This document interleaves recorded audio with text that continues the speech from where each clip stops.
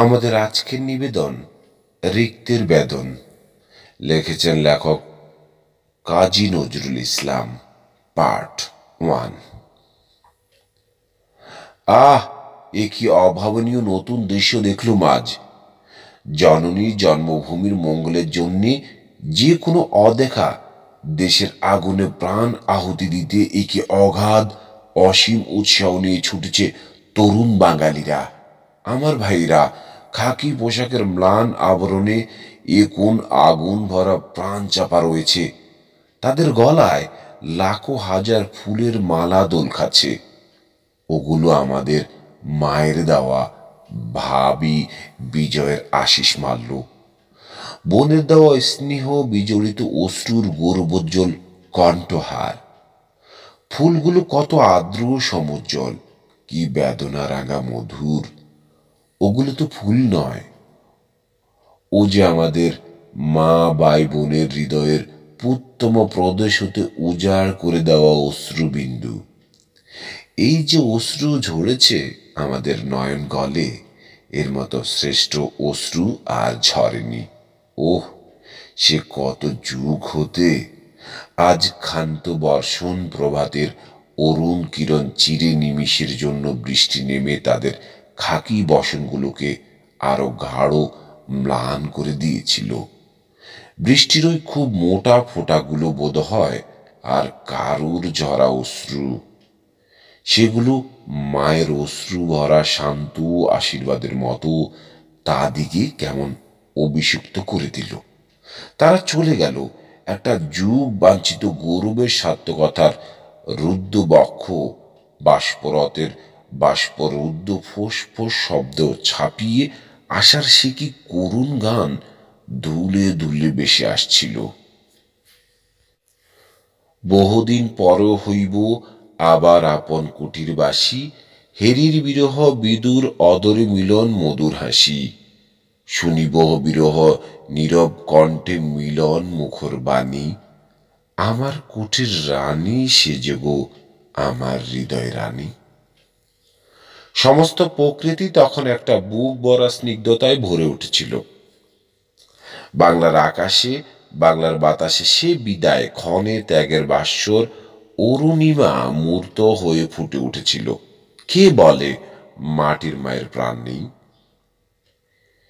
এই যে জল ছল ছল শ্যামোজ্জ্বল বিদায় ক্ষণটুকু অতীত হয়ে গেল, কে জানে সে আবার কত যুগ বাদে এমনই একটা সত্যিকার বিদায় মুহূর্ত আসবে। আমরা স্তবনাগাদ ত্যাগের মহিমা কীর্তন পঞ্চমুখ করে আসছি, কিন্তু কাজে কতটুকু করতে পেরেছি? আমাদের করার সমস্ত শক্তি বোধ হয় এই বলার মধ্য দিয়েই গলে যায়, পারবে বাংলার সাহসী যুবক, পারবে এমনি করে তোমাদের সবুজ কাঁচা তরুণ জীবনগুলো জ্বলন্ত আগুনে আহুত দিতে দেশের এতটুকু সুনামের জন্য। তবে এসো, এসো নবীন, এসো, এসো কাঁচা, এসো। তোমরাই তো আমাদের দেশের ভবিষ্যৎ, আশা ভরসা সব। বৃদ্ধদের মানা শুনো না, তারা মঞ্চে দাঁড়িয়ে সুনাম কিনবার জন্যে ওজস্বিনী ভাষায় বক্তৃতা দিয়ে তোমাদের উদ্বুদ্ধ করেন। আবার কোনো মুগ্ধ যুবক নিজেকে ওই রকম বলিদান দিতে আসলে আড়ালে গিয়ে হাসেন এবং পরোক্ষ অভিসম্পাত করেন। মনে করেন এই মাথা গরম ছোকরাগুলো কি নির্বোধ, ভেঙে ফেলো ভাই এদের এই সংকীর্ণ স্বার্থ বন্ধন।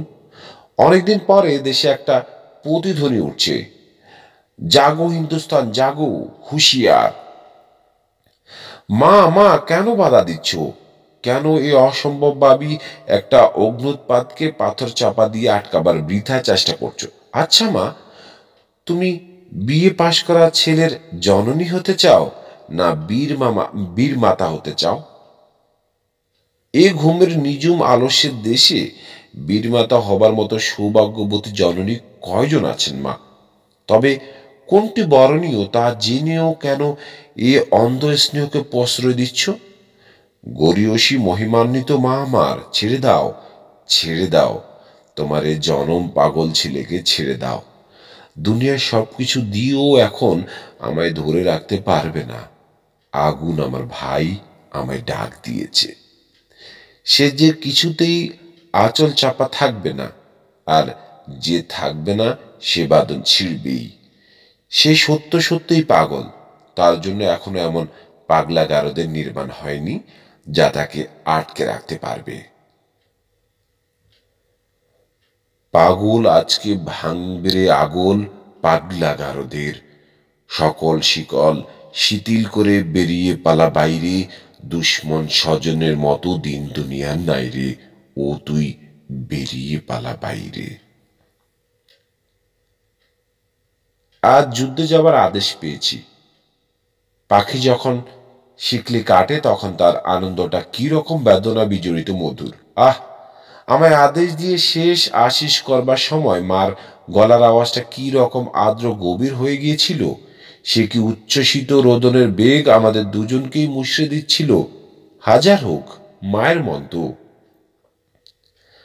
আকাশ যখন তার সঞ্চিত সমস্ত জমাট নির্নিশেষে ঝরিয়ে দেয়, তখন তার অসীম নিস্তব্ধ বুকে সে কি একটা শান্ত সজল স্নিগ্ধতার তরল কারুণ্য ফুটে ওঠে। মার একমাত্র জীবিত সন্তান, বিয়ে পড়ছিলুম। মায়ের মনে যে কত আশাই না মুকুলিত পল্লবিত হয়ে উঠেছিল, আমি আজ সেসব কত নিষ্ঠুরভাবে দলে দিলুম। কি করি? এদিকে এরকম যে না করেই পারি না। আমার পরিচিত সমস্ত লোক মিলে আমায় তিরস্কার করতে আরম্ভ করেছে, যেন আমি একটা ভয়ানক অন্যায় করেছি। সবাই বলছে আমার অসহায় সম্বলহীন মাকে দেখবে কে। হায়, আজ আমার মা যে রাজরাজেশ্বরীর আসনে প্রতিষ্ঠাতা, তা কাউকে বোঝাতে পারবো না।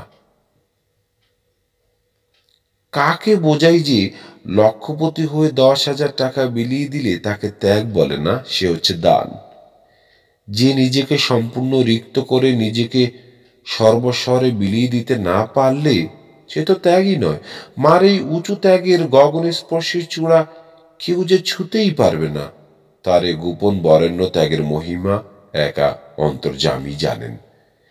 এই তো সেই সত্যিকারের মুসলিম জননী, যিনি নিজ হাতে নিজের একমাত্র সন্তানকে যুদ্ধ সাজে সাজিয়ে জন্মভূমির পায়ে রক্ত ঢালতে পাঠাতেন। এই বিসর্জন না অর্জন।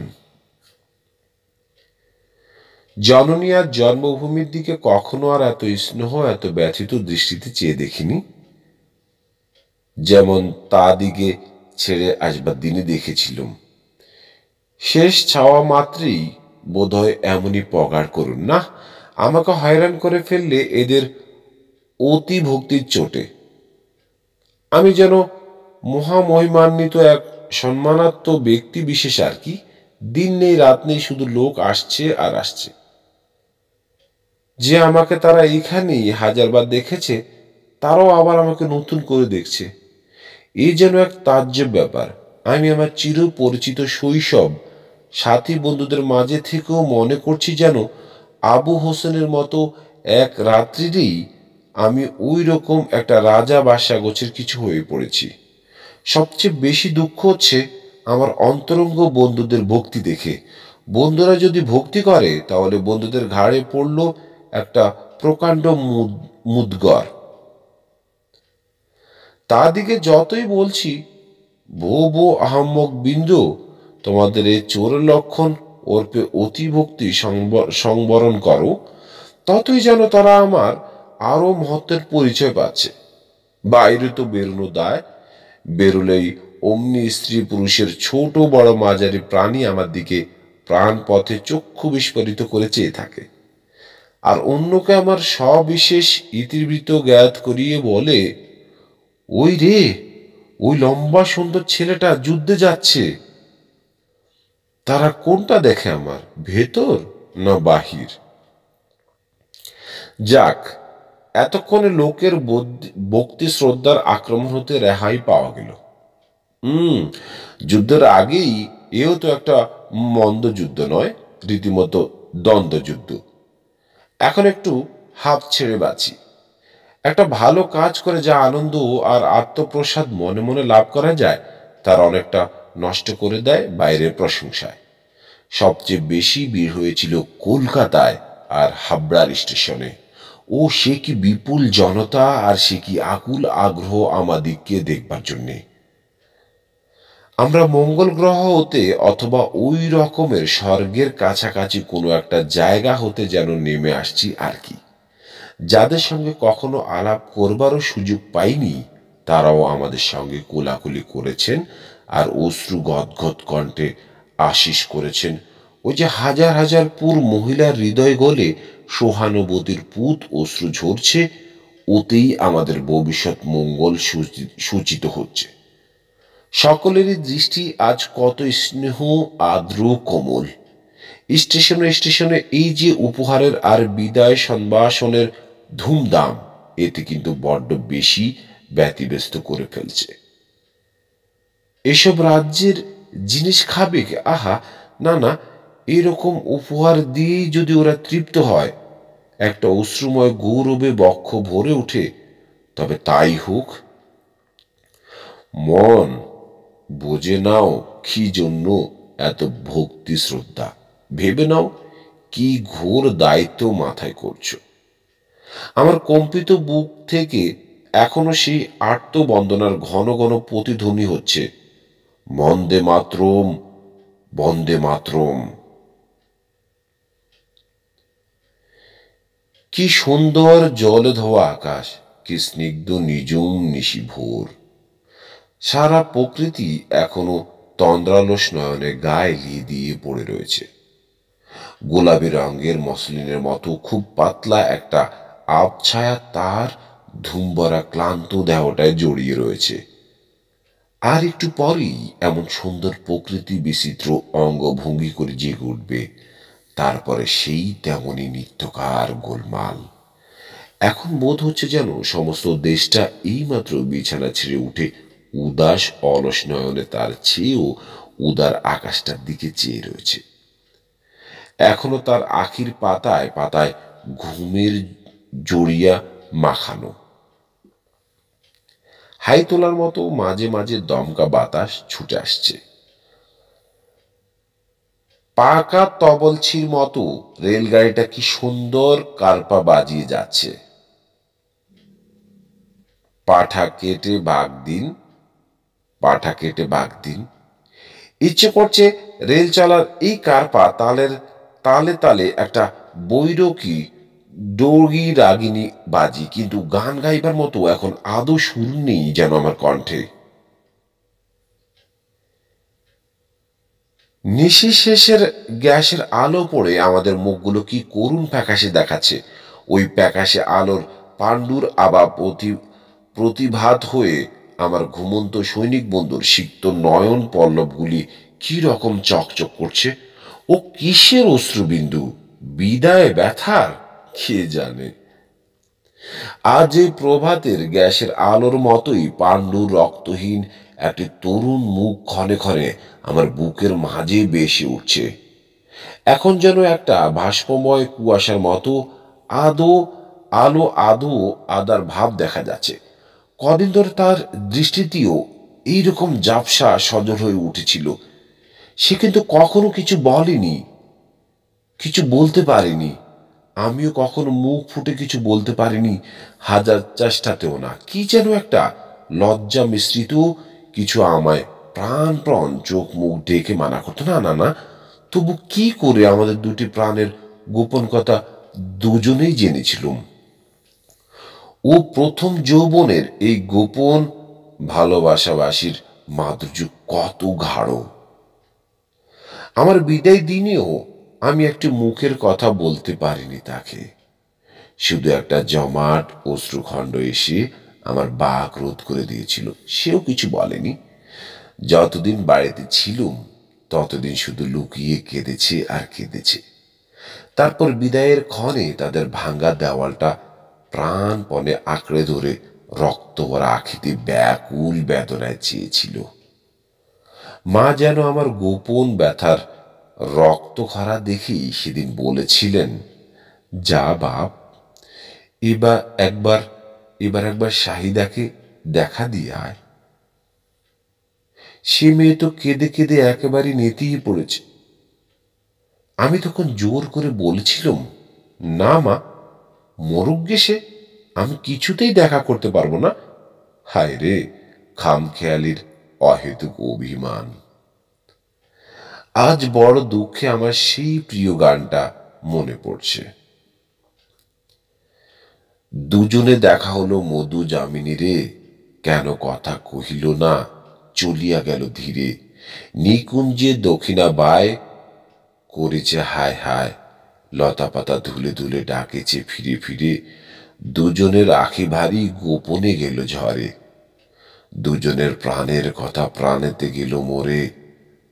আর তো হলো না দেখা জগতে দোহে একা, চিরদিন ছাড়াছাড়ি যমুনা তীরে। ওহ, কি পানসে উদাস আজকার ভোরের বাংলাটা। সদ্য সুপ্তক্ষিত বনের বিহগের আনন্দ কাকলি আজ যেন কি রকম অশ্রু জড়িত আর দীর্ণ ব্যথিত। এই গাড়ি ছাড়ার ঘন্টার ঢং ঢং শব্দটা কত অরুদ্ধব গভীর, ঠিক যেন গির্জায় কোনো অতীত হতবাগার চিরবিদায়ের শেষ ঘণ্টাধ্বনি। একটা বিরাট মহিষাসুরের মতো কি একরকা ছুট ছুটছে এই উন্মাদ বাষ্পরথটা। ছোট আগুন আর বাষ্প পোড়া দানব ছোট, আর দোল দাও, দোল দাও এই তরুণ তোমার ভাইদের। ছোট ওগো খেপা দৈত্য ছোট, আর পিষে দিয়ে যাও তোমার এই লোহময় পথটাকে। তোমার পথের পাশে ঘুমিয়ে যারা, তাদের জাগিয়ে দিয়ে যাও তোমার এই ছোটা শব্দে। নিশীথের জমাট অন্ধকার ছিঁড়ে শান্ত বনশ্রীকে চকিত শঙ্কিত করে কত জোরে ছুটেছে এই খামখেয়ালি মাথা পাগলা রাক্ষসটা। কিন্তু তার চেয়েও লক্ষগুণ বেগে আমার মন উল্টো দিকে ছুটেছে, যেখানে আমার সেই গোপন আকাঙ্ক্ষিতার বাষ্পরুদ্ধ চাপাকান্নার আকুলতা গ্রামের নিরীহ অন্ধকারকে ব্যথিত ছিন্ন ভিন্ন করে দিচ্ছে। মন আমার তারই সাথে শ্বাস ফেলছে, যে হতবাগিনীর ফুলে ফুলে উঠা দীর্ঘশ্বাস সরল মেঠো বাতাসটিকে নিষ্ঠুরভাবে আহত করছে। আলু থালু আকুল কেশ, ধুলি লণ্ঠিত শিথিল বসন, উজাড় করে দেওয়া আশুয়ে ভেজা উপাদান, সব যেন মনের চোখে দেখতে পাচ্ছি। আর এই মধু কল্পনার স্নিগ্ধ কারণ্য আমার বুকে কেমন একটি গৌরবের ছোঁয়া দিয়ে যাচ্ছে। সমস্ত শাল আর পিয়ালবান কাঁপিয়ে যেন একটা পুত্র শোকা তোলা দৈত্য জননী ঢুকরে ঢুকরে কাটছে ওই ওই ওই, আর মাতৃহারা দৈত্য শিশুর মতো ওই খ্যাপা গাড়িটাও এপার থেকে কাতরে কাতরে উঠছে ও। এসো আমার বোবা সাথী এসো, আজ কতদিন পরে তোমায় আমার দেখা। তোমার বুকে এমনি করে আমার প্রাণের বোঝা নামিয়ে না রাখতে পারলে এতদিন আমার ঘাড় ধুমড়ে পড়তো। কি জ্বালা, এত হাড়ভাঙ্গা পরিশ্রম, এত গাদা খাটুনির মাঝেও সেই একান্ত অন্ধস্মৃতিদার ব্যথা যেন বুকের উপর চেপে বসে আছে।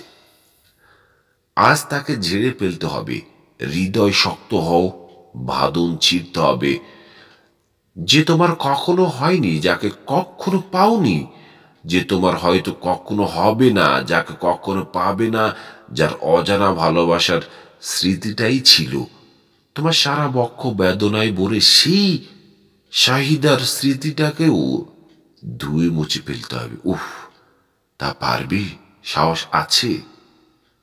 না বললে চলবে না, এই যে পারতেই হবে।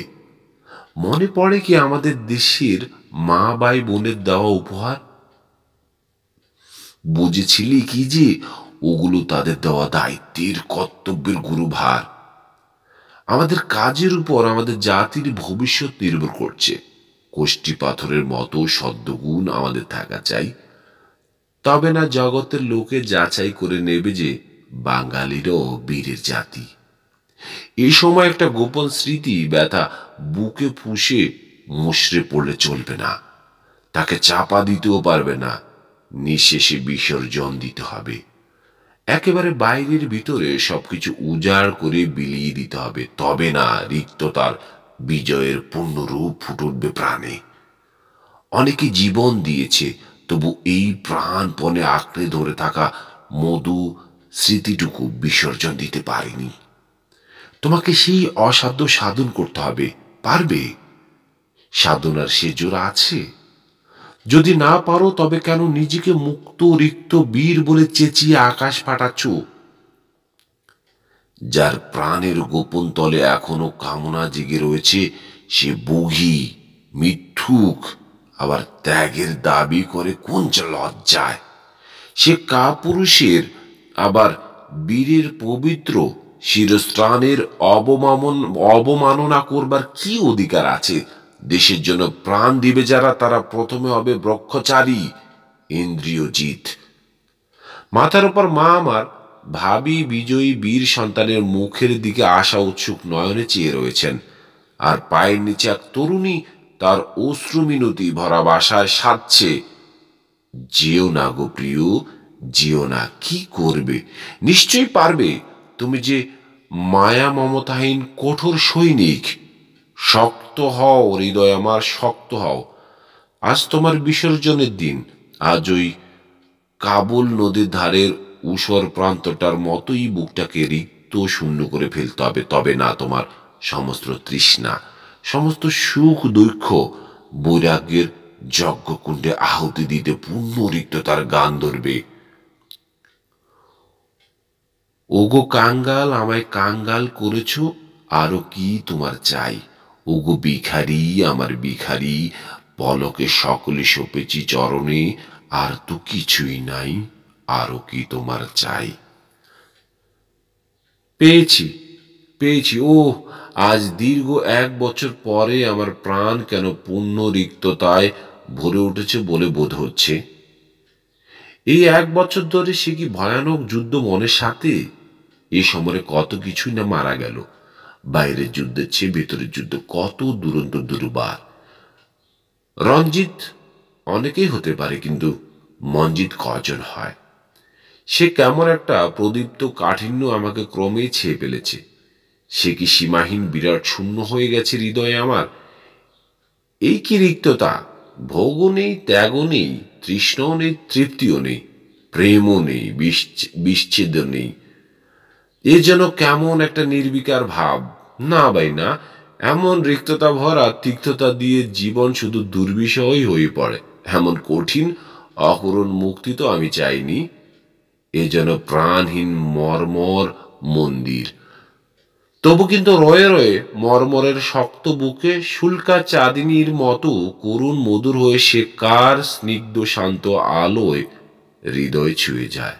হায়, ছুঁয়ে যায় বটে, কিন্তু আর তো তেমন নুয়ে যায় না।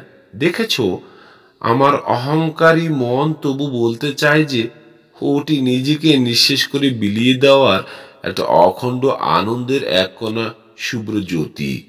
তবু সে বলবে না যে ওটা একটা বিসর্জিতা প্রতিমার প্রীতির কিরণ। আহ, আজই আরবের উলঙ্গ প্রকৃতির বুকে মুখে মেঘ মুক্ত শুভ্র জ্যোৎস্না পড়ে তাকে এক শুক্ল বসনা সন্ন্যাসিনীর মতো দেখাচ্ছে। এদেশের এই জ্যোৎস্না এক উপভোগ করবার জিনিস। পৃথিবীর আর কোথাও বুঝি জ্যোৎস্না এত তীব্র আর প্রখর নয়। জ্যোৎস্না রাত্রিতে তোলা আমার ফটোগুলো দেখে কেউ বিশ্বাস করবে না যে এগুলো জ্যোৎস্না লোকে তোলা ফটো। ঠিক যেন শরৎ প্রভাতের সোনালি রৌদ্রুর। হ্যাঁ, এতে মস্ত আর এক মুশকিলে পড়লুম দেখছি। ডালিম ফুলের মতোই সুন্দর রাঙা টুকটুকে একটি বেদুইন যুবতী পাকড়ে বসেছে যে তাকে বিয়ে করতেই হবে। সে কি ভয়ানক জোর জবরদস্তি! আমি যত বলছি না, সে তত একরোখা ঝোঁকে বলে হ্যাঁ, নিশ্চয়ই হ্যাঁ। সে বলছে যে সে আমাকে বড্ড ভালোবেসে ফেলেছে।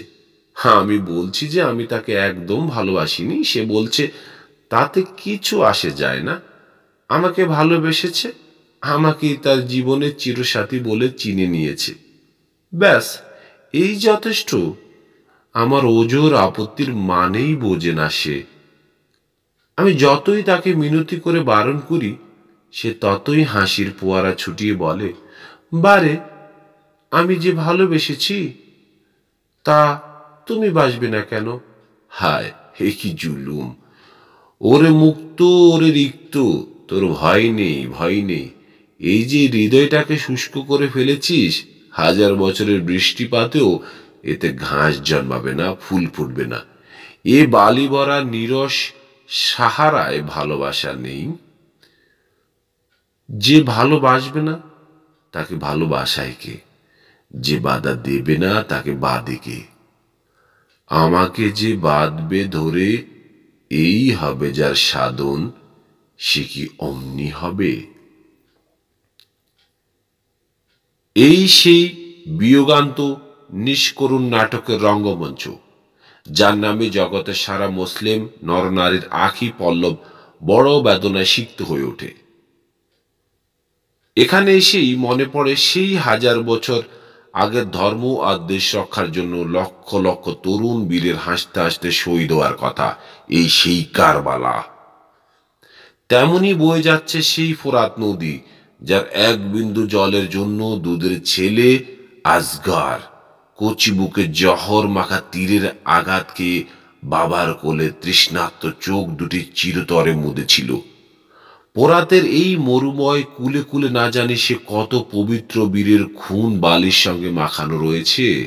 আহ, এ বালির পরশেও যেন আমার অন্তর পবিত্র হয়ে গেল। কয়েকটা পাষাণময় নিস্তর গৃহ খাড়া রয়েছে জমাট হয়ে। উদার অসীম আকাশেরই মতো বিব্রত মরুভূমি তার বালু ভরা আঁচল পেতে চলেই গিয়েছে। ছোট্ট দুটি তৃষ্ণাতুর দুম্বা শিশু মা মা করে চিৎকার করতে করতে পোরাতের দিকে ছুটে আসছে। শিশুর বিন্দুর মতো সুন্দর কয়েকটি বুভুক্ষ বালিকা পোরাতের এক হাঁটু জলে নেমে আজলা আজলা জল পান করে ক্ষুণ্ণিবৃত্তির চেষ্টা করছে। বালিতে আর বাতাসে মাতামাতি, এই সব মিলে কারবালার একটি করুণ চিত্র চোখের সামনে ফুটে উঠছে। কারবালা, কারবালা, আজ তোমারই আকাশ, তোমারই বাতাস, তোমারই বক্ষের মতো আমার আকাশ বাতাস বক্ষ সব একটা বিপুল রিক্ততায় পূর্ণ।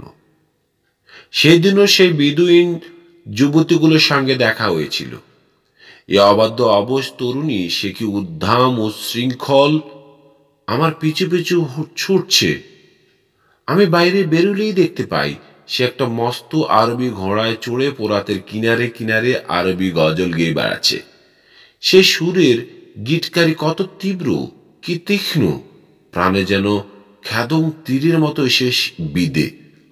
আমি বললাম, ছি গুল, এ কি পাগলামি করছো? আমার প্রাণে যে ভালোবাসাই নেই, তা ভালোবাসবো কি করে? সে তো হেসেই অস্থির। মানুষের প্রাণে যে ভালোবাসা নেই তা সে নতুন শুনলে। আমি বিরক্ত হয়ে বললুম, আমায় ভালোবাসবার তোমার কোনো অধিকার নেই গোল।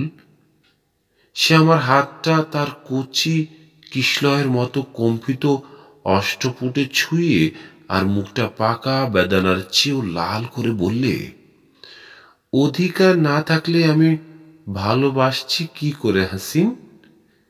এ সরল যুক্তির পরে কি আর কোনো কথা খাটে? কি মুশকিল!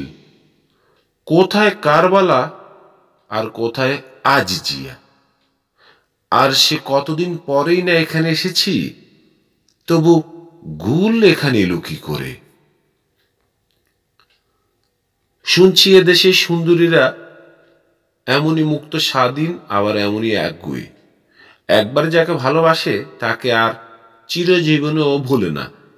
এদের এই সত্যিকারের ভালোবাসা, এ উদ্দাম ভালোবাসায় মিথ্যা নেই, প্রতারণা নেই। কিন্তু আমি তো এ সাপে নেউড়ে ভালোবাসায় বিলকুল রাজি নই। তাহলে আমার এই রিক্ততার অহংকারের মাথা কাটা যাবে যে? কাল যখন গুল আমার পাশ দিয়ে ঘোড়াটা ছুটিয়ে চলে গেল, তখন তার নরগেশ ফুলের মতো টানা চোখ দুটোই কি একটা ব্যথা কাতর মিনতি কেঁপে কেঁপে উঠছিল। তার সেই চকিত ছাওয়ায় মনোভাষা যেন কেঁদে কেঁদে কয়ে গেল, বহুত দাগা দিয়া তু বেহরম। আমি আবার বললুম, আমি যে মুক্ত, আমায় বাঁধতে পারবে না। আমি যে রিক্ত, আমি তোমায় কি দেব? সে তার ফিরোজা রঙের উড়ানিটা দিয়ে আমার হাত দুটো এক নিমেষে বেঁধে ফেলে বললে, এই তো বেঁধেছি। আর তুমি রিক্ত বলছো হাসিন? তা হোক, আমার কুম্ভ ভরা ভালোবাসা হতে না হয় খানিক ঢেলে দিয়ে তোমার রিক্ত চিত্ত পূর্ণ করে দেব। আমি যত বলছি না না, সে তত হাসছে আর বলছে, মিথ্যুক মিথ্যুক বেরহম। সত্যি তো, একে নতুন উন্মাদনা জাগিয়ে দিচ্ছ প্রাণে গুল। কেন আমার শুষ্ক প্রাণকে মঞ্জুরিত করে তুলছ না? এখান হতেও সরে পড়তে হবে দেখছি। আমার কি একটা কথা মনে পড়ছে, সকল গৌরব ভাই নিমেষে টুটে যায়, সলিল বয়ে যায় নয়নে। ওরে আকাশের মুক্ত পাখি, ওরে মুগ্ধ বিহুগী, এ কি শিকলি পরতে চাচ্ছিস তা তুই এখন কিছুতেই বুঝতে পারছিস নে। এড়িয়ে চল, এড়িয়ে চল সোনার শিকল। মানুষ মরে মিঠাতে, পাখি মরে আঠাতে। আহ খোদা, কেমন করে তুমি এমন দুটো আসন্ন বন্দর হতে আমায় মুক্তি দিলে, তাই ভাবছি। আর অবিশ্রান্ত অশ্রু এসে আমাকে বিচলিত করে তুলছে। এই মুক্তির আনন্দটা বড় নিবিড় বেদনায় ভরা। রিক্তের বেদন আমার এত মতো এমনি বাধা আর ছাড়া দোটানার মধ্যে না পড়লে কেউ বুঝতে পারবে না। হ্যাঁ, এই সঙ্গে একটা নিরস হাসির বেগ কিছুতেই যেন সামলাতে পারছি নে।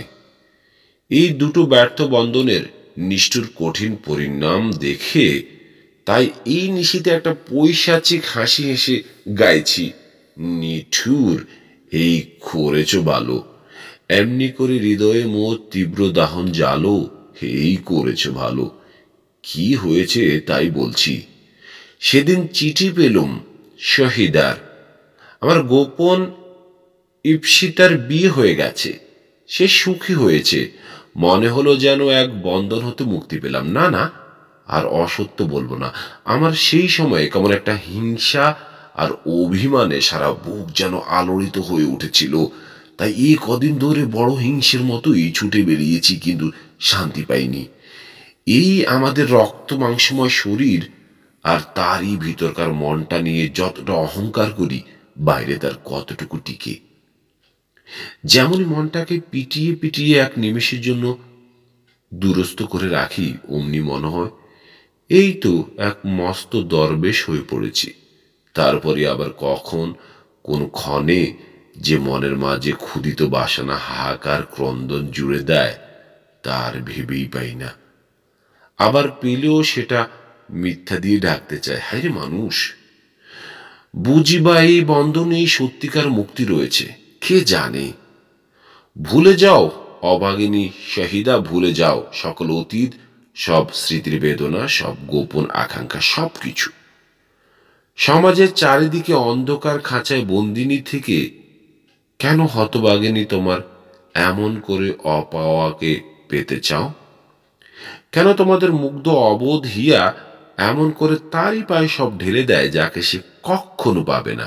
তবে কেন এই অন্ধ কামনা? বিম্বের গোপনতম অন্তরে অন্তরে তোমাদের এই ব্যর্থ প্রেমের বেদনা ধারা পুঙ্গল নদীর মতো বয়ে যাচ্ছে। প্রাণপণে এই মৃড় ভালোবাসাকে রুখতে গিয়ে তোমার হৃদয় ফেটে চৌচির হয়ে যাচ্ছে, আর সেই বিদীর্ণ হৃদয়ের খুনে সমাজের আবরণে লালে লাল হয়ে গেছে। তবু সে তোমাদের এই আপনি ভালোবাসার পূর্ব রাগের প্রশ্রয় দেয়নি। তাই আজও পাথরের দেবতার মতো বিশাল দণ্ডহস্তে সে তোমাদের সতর্ক পাহারা দিচ্ছে। ভুলে যাও শহীদা, ভুলে যাও। নতুনের আনন্দে পুরাতন ভুলে যাও। তোমাদের কোনো ব্যক্তিত্বকে ভালোবাসার অধিকার নেই। জোর করে স্বামিত্বকে ভালোবাসতে হবেই। আহ, আজ কৃষ্ণপক্ষের প্রতিপদের চাঁদের ম্লান রোশনি পাতলা মেঘের বসন ছিঁড়ে কি মলিন করুণ হয়ে ঝরছে। গত নিশির কথাটা মনে পড়ছে। আর গুরু ব্যথায় নিজেই কেঁপে কেঁপে উঠছি। কাল রাত্রিরে এমনই সময় যখন এলাকার শাস্ত্রীদের অধিনায়ক রূপে রিভলভার হাতে চারিদিকে পর্যবেক্ষণ করে বেড়াচ্ছি, তখন শুনলাম পেছনের শাস্ত্রী একবার গুরু গম্ভীর আওয়াজে চ্যালেঞ্জ করলে, হল্ট, হু কামস দেয়ার? আরেকবার সে জোরে বললে, কোন হ্যাঁ, খাড়া রহো, হিলো মাত। মা গো, উহ! তারপর আর কোনো আওয়াজ পাওয়া গেল না, শুধু একটা অব্যক্ত গোঙ্গানি হাওয়ায় বেশি এলো। আমি ঊর্ধ্বশ্বাসে ছুটে গিয়ে দেখলুম লাল পোশাক পরা একটি আরব রমণী শাস্ত্রীর রাইফেলটা নিয়ে ছুটছে, আর শাস্ত্রীর হিমদেহ নিস্পন্দ হয়ে পড়ে রয়েছে। আমার আর বুঝতে বাকি থাকলো না কেন এতদিন ধরে আমাদের রাইফেল চুরি যাচ্ছে আর শাস্ত্রী মারা পড়ছে। ওহ, কি দুর্দর্শ সাহসী এই বিদয়ীন রমণীরা! আমি পলকে স্থির হয়ে রমণীকে লক্ষ্য করে গুলি ছড়লুম, তার গায়ে লাগলো না। আর একটা গুলি ছাড়তেই বোধহয় নিজের বিপদ ভেবেই সে সহসা আমার দিকে মুখ ফিরে দাঁড়ালো। তারপর বিদ্যুৎ বেগে পাকা সিপাইয়ের মতো রাইফেলটা কাঁধে করে নিয়ে আমার দিকে লক্ষ্য করলো। খট করে বোল্ট বন্ধ করার শব্দ হলো। তারপর কি জানি কেন হঠাৎ সে রাইফেলটা দূরে ছুড়ে দিয়ে কাঁপতে কাঁপতে বসে পড়ল। আত্মরক্ষাতে আমি ততক্ষণ বোল্ট বন্ধ করার সঙ্গে সঙ্গেই উপর হয়ে শুয়ে পড়েছিলাম। এই সুযোগে এক লাফে রিভলভারটা নিয়ে দাঁড়িয়ে পড়তেই যা দেখলুম, তাতে আমারও হাতের রিভলভারটা এক পলকে খসে পড়ল। তখন তার মুখের বোরকা খসে পড়েছে, আর মেঘ ছিঁড়ে পূর্ণিমা শশীর পূর্ণ জোছনা তার চোখে মুখে যেন নিঃশেষিত হয়ে পড়েছে।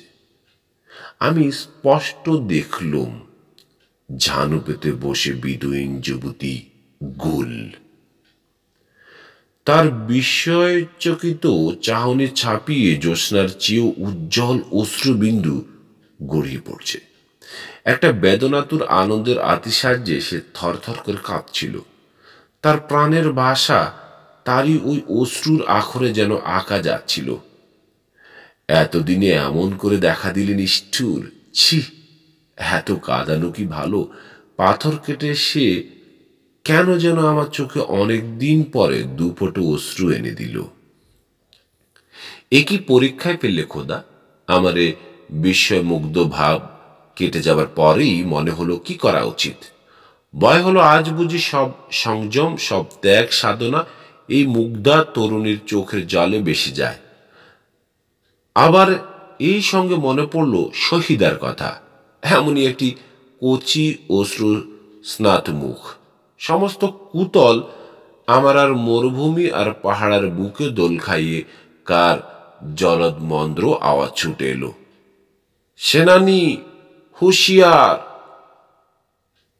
আবার আমি যেমন দেখতে পেলুম আশিস বাড়ির মোগলঝাড়ি আর অশ্রু সমুজ্জ্বল বিজয়মালা হস্তে বাংলা আমাদের দিকে আসা উত্তেজিত দৃষ্টিতে চেয়ে রয়েছে।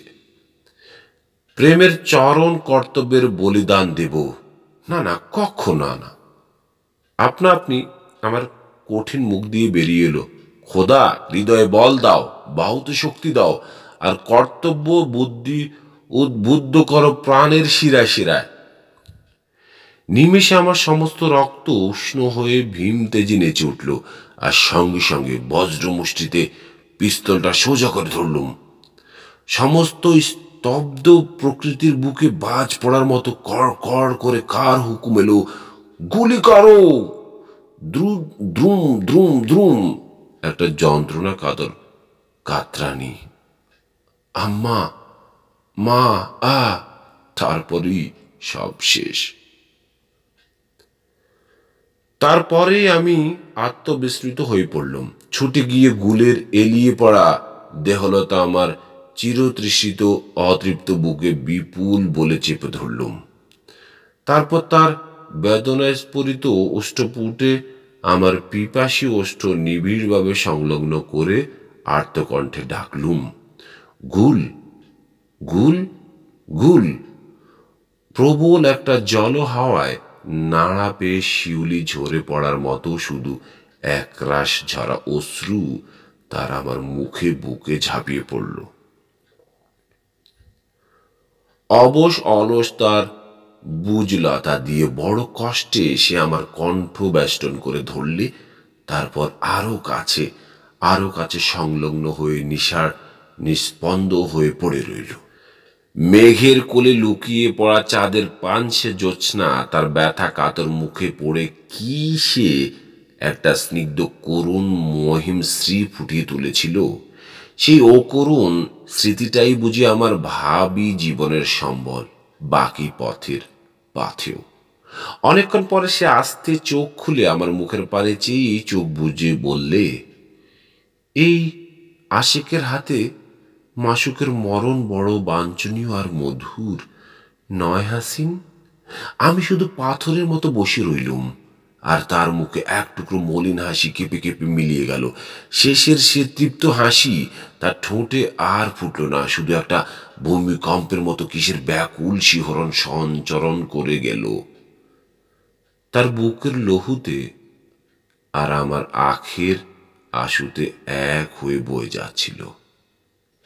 সে তখন আমার নিবিড় নিষ্পেষণে আঁকড়ে ধরেছিল, আর তার চোখে মুখে চিরবাঞ্ছিত তৃপ্তির স্নিগ্ধ শান্তশ্রী ফুটে উঠেছিল। এই কি সে চাচ্ছিল? তবে এই কি তার নারী জীবনের সার্থকতা? আর একবার তার মিত্র শীতল ওষ্ঠপুটে আমার শুষ্ক অদরষ্ট পান প্রণে নিষ্পেষিত করে হুমড়ি পড়ে ডাক দিলুম, গুল গুল গুল। বাতাসে আহত একটা কঠোর বিদ্রুপ আমায় মুখ ব্যাংচিয়ে বলল, ভুল ভুল ভুল। আবার সমস্ত মেঘ ছিন্ন করে চাঁদের আলো যেন ফিং ফুটছিল। গুলের নিজুম দেহটা সমেত আমি মূর্ছিত হয়ে পড়েছিলাম। এমন সময় বিপুল ঝঞ্ঝার মতো এসে এক পুরো বেদুইন মহিলা আমার বক্ষ হতে গুলকে ছিনিয়ে নিলে এবং উন্মাদিনীর মতো ডাক ছেড়ে কেঁদে উঠল, গুল, আম্মা গুল। পোড়া তার মৃতা কন্যাকে বুকে চেপে ধরে আর একবার আর্তনাদ করে উঠতেই আমি তার কোলে মোর্চাতুরের মতো ঝাঁপিয়ে পড়ে ডাকলুম, আম্মা আম্মা। মার মতো গভীর স্নেহে আমার ললাট চুম্বন করে পোড়া খেতে উঠল, ফরজন্দ ফরজন্দ। কাবেরীর জলপ্রাতের চেয়ে উদ্দাম একটা অশ্রু স্রোত আমার মাথায় ঝরে পড়ল। আহ, কত নিদারুণ সে কন্যাহীনা মার কান্না! আমি আবার প্রাণপণে গা জেরে উঠে কাতরে উঠলুম, আম্মা আম্মা। একটা রুদ্ধ কণ্ঠের চাপা কান্নার প্রতিধ্বনি পাগল হাওয়ায় বয়ে আনল, ফরজন্দ। অনেক দূরে পাহাড়ের উপর হতে সে কোন শোকাতুরা মাতার কাঁদনের রেশ বেশে আসছিল। আহা, আরবি ঘোড়ার ঊর্ধ্বশ্বাসে ছোটার পাষাণে আহত শব্দ শোনা গেল, খট খট খট। আমি আজ কাঙ্গাল না রাজাধিরাজ, বন্দি না মুক্ত, পূর্ণ না রিক্ত। একাই ম্লান মনো আরব সাগরের বিজন বেলায় বসে তাই ভাবছি আর ভাবছি। আর আমার মাথার উপর মুক্ত আকাশ বেয়ে মাঝে মাঝে বৃষ্টি ঝরছে রিম ঝিম ঝিম। বাঙালি পল্টনের একটি বয়াটে যুবক আমার কাছে তাহার কাহিনী বলিয়াছিল নেশার ঝোঁকে। নিচে তাই লেখা হল, সে বোগদাদে গিয়ে মারা পড়ে। কি ভায়া, নিতান্তই ছাড়বে না? একদম এঁটেল মাটির মতো লেগে থাকবে? আরে ছো, তুমি যে দেখছি চিটে গুড়ে চেয়েও চামচিটেল। তুমি যদিও হচ্ছ আমার এক গ্লাসের ইয়ার, তবুও সত্যি বলতে কি, আমার যেসব কথাগুলো বলতে কেমন যেন একটা অস্বস্তিকর বোধ হয়।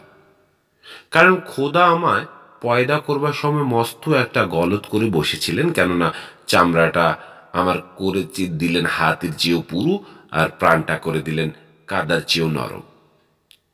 আর কাজেই ২-৪ জন মজুর লাগিয়ে আমার এই চামড়ায় মুগুর বসালেও আমি গোপে তা দিয়ে বলবো, কুছ পরোয়া নেই।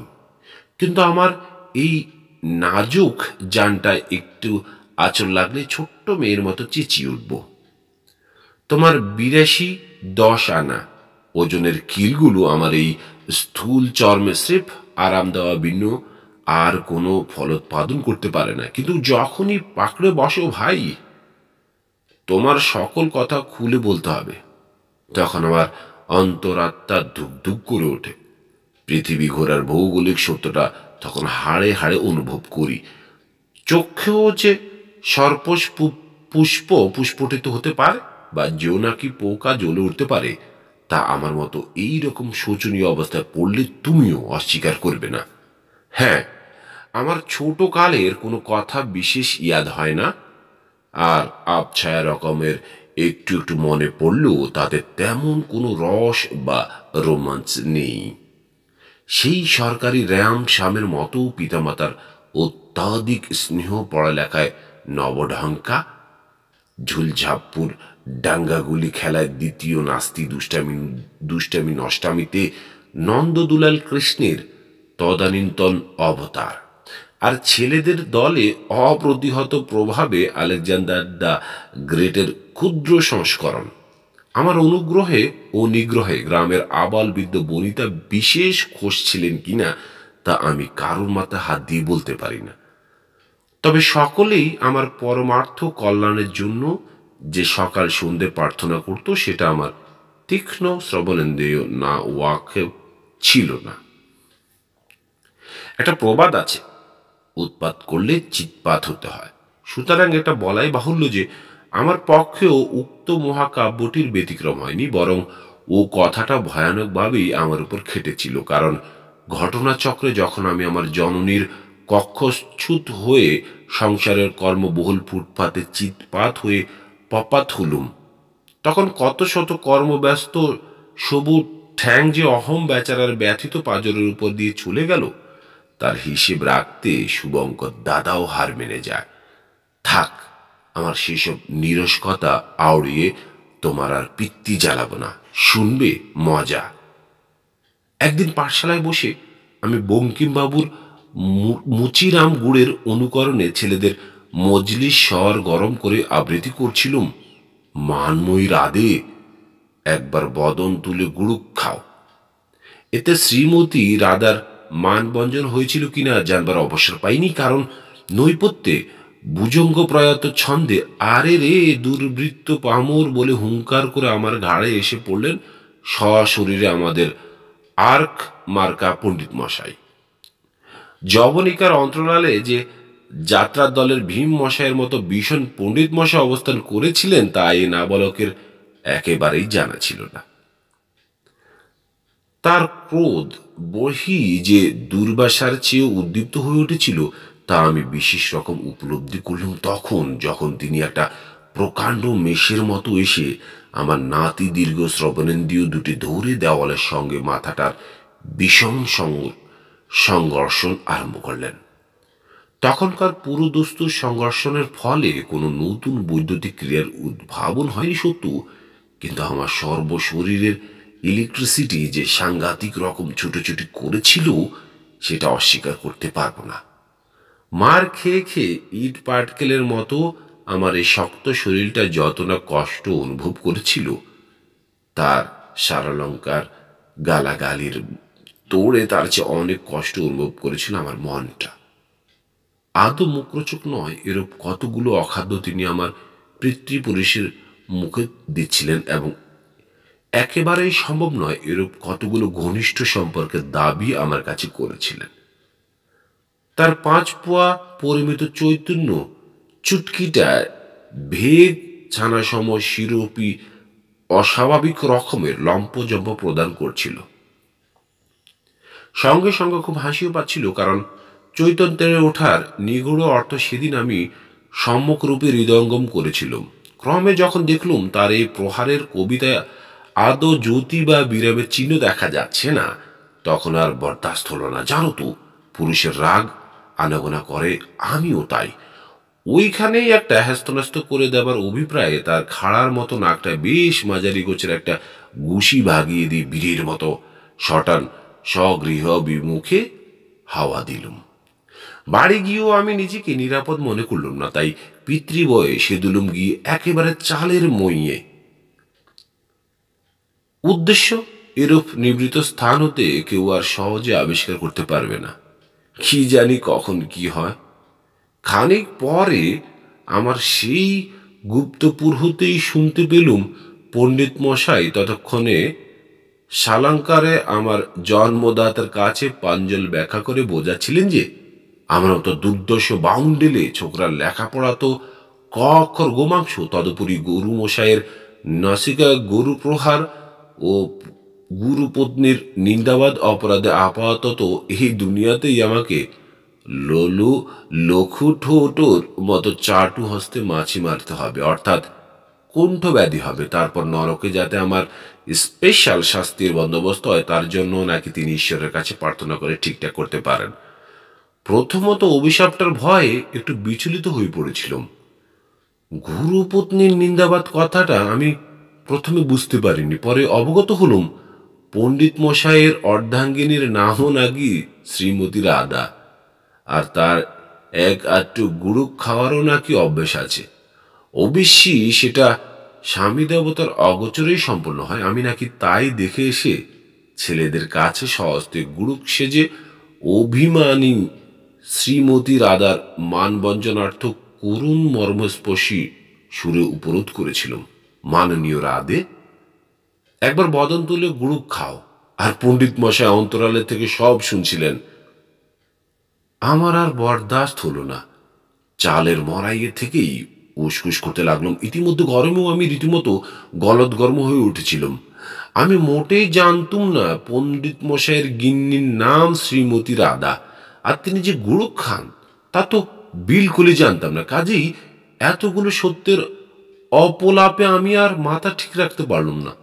তুড়ুক করে চালের মড়াই হতে পিতৃ সমীপে লাফিয়ে পড়ে আমার নির্দোষিতা প্রমাণ করবার জন্যে অশ্রুগদগদ কণ্ঠে অখাট্য যুক্তি প্রমাণ প্রয়োগ করতে লাগলুম। কিন্তু ততক্ষণে ক্রোধান্য পিতা আমার আপিল অগ্রাহ্য করে ঘোড়ার গোগালচির মতো আমার সামনের লম্বা চুলগুলো ধরে ধমাদ্দম প্রহার জোরে দিলেন। বাস্তবিক সেরকম প্রহার আমি জীবনে আশা করিনি। চপেটাঘাত, মুষ্টাঘাত, পদাঘাত ইত্যাদি 4 হাত পায়ের যত রকম আঘাত আজ পর্যন্ত আবিষ্কৃত হয়েছে সব যেন রবিবাবুর গানের বাসায় শ্রাবণের ধারার মতো পড়তে লাগলো আমার মুখের পরে, পিঠের পরে। সেদিনকার পিটুনি খেয়ে আমার স্পষ্টদেশ বেশ বুঝতে পেরেছিল যে তার পিঠ নামক সার্থক হয়েছে। একেই আমাদের বাসায় বলে পেদিয়ে বৃন্দাবন দেখিয়ে দেওয়া। বৃন্দাবন না দেখি তার পরদিনই কিন্তু বাবা আমায় বর্ধমান এনে নিউ স্কুলে ভর্তি করে দিলেন। কি করি, আমি নাচারের মতো সব সহ্য করতে লাগলুম। কথায় বলে ধরে মারে না সয় ভালো।